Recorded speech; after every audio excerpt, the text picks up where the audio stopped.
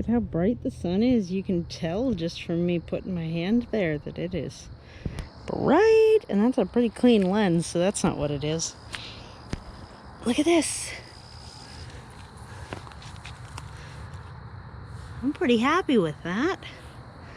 And I'm gonna dismantle the platform in the front in order to keep building up that end. I think this end's about as high as I need it to be. Comes up to my knee. I can reach everything. There were enough of these funny height ones that I was able to do an entire run just with those.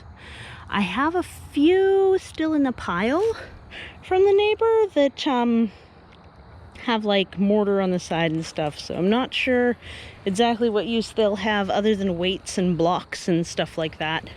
Could probably trade out some other places I'm using bricks, like right in there. Sometimes I use bricks to mark where not to step in the wintertime, you know?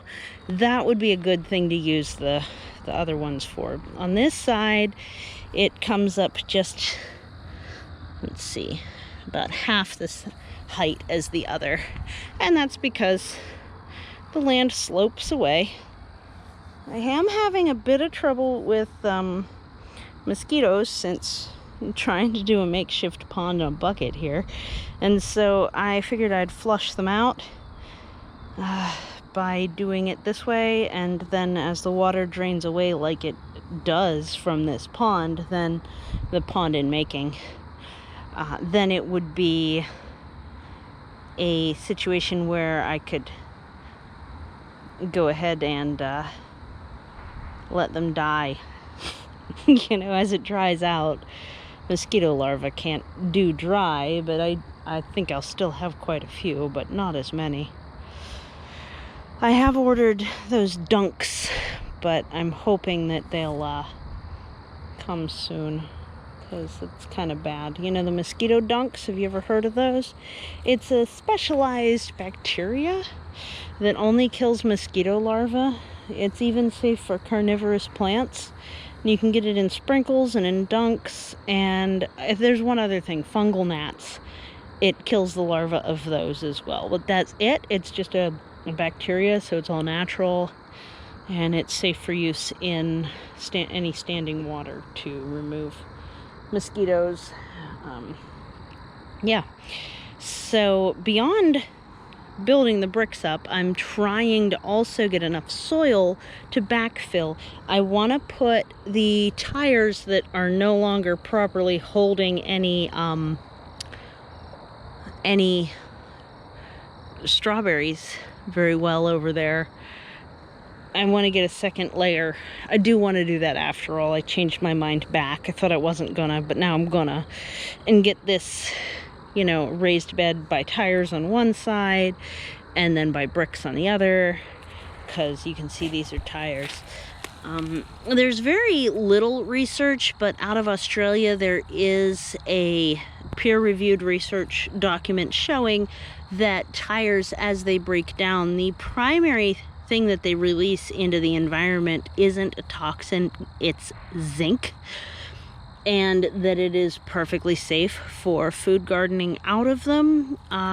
You know, make your own decision based on what you're comfortable with, but I did my research several years ago, and I'm very, very comfortable with having several tires. I mean, they're not the prettiest thing ever either, so it's a choice, you know.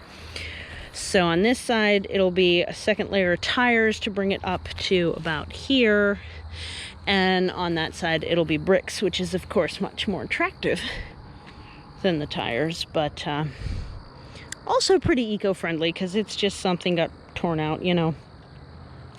So that's underway. I still haven't planted a whole lot of what I've intended to plant, which is kind of upsetting, but then again, I keep looking at the forecast and seeing that it's not going to rain, so putting seeds in the ground when there's no rain in the forecast whatsoever is just like dumping resources to me. That's what I think.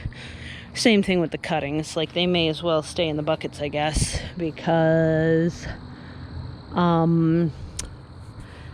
yeah, they're not really going to take if they can't get like watered enough.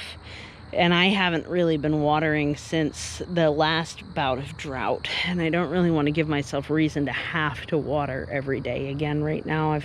I'm busy with enough things. So I'm pulling back the plastic underneath. I don't want to get too deep in this path, but I do want to deepen it just enough that it won't immediately run off, that this will act like a swale, which is like a water catchment that allows water to percolate in slowly for downhill. Just a little bit of a trough. The reason I don't want to go too deep is that I learned a couple, I don't know how many winters ago, that my water connection's down there and comes, but they rototill.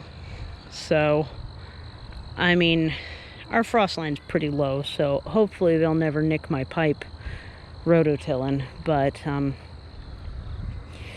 I do not intend to make my soil line. It's only frozen once in all these years, and that was when they put in a new connection, and it was -13 Fahrenheit for 4 days straight. So the new connection was a little bit more exposed, and it actually froze at street side, and they were able to hook up and go ahead and just get everything taken care of. I'm pretty sure that's my water line. I mean, it might be theirs. I don't know. I should double check that. I also might just have all my services come right up here and only be responsible for here on up. It's hard to say. So yeah, here's the retainer wall coming along. There's a murky pond that I'm not too proud of right now, but this I'm proud of, and I'm sourcing the soil from the walkway surfaces, and yeah, things are going good. Things are going really good. Pretty happy about it.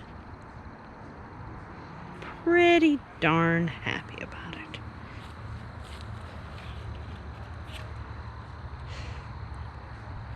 Apples. They might be ripe soon. They're starting to get a little speckly and yellowy. They might be ripe really soon. And quail and the big kid quail. A couple of bicycles just sitting out here. The baby quail underneath all of my junk. Hi guys. You're all just huddled together. Are you cold? It's warm. Why would you be cold? You just sleeping out here, huh?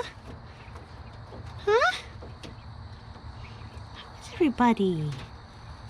I could trade out your water. You drink an entire 32 ounces every day. That's a lot. You drinkers. You're good drinkers. Yep. Alright, well. Welcome to the cliffside. This is permaculture.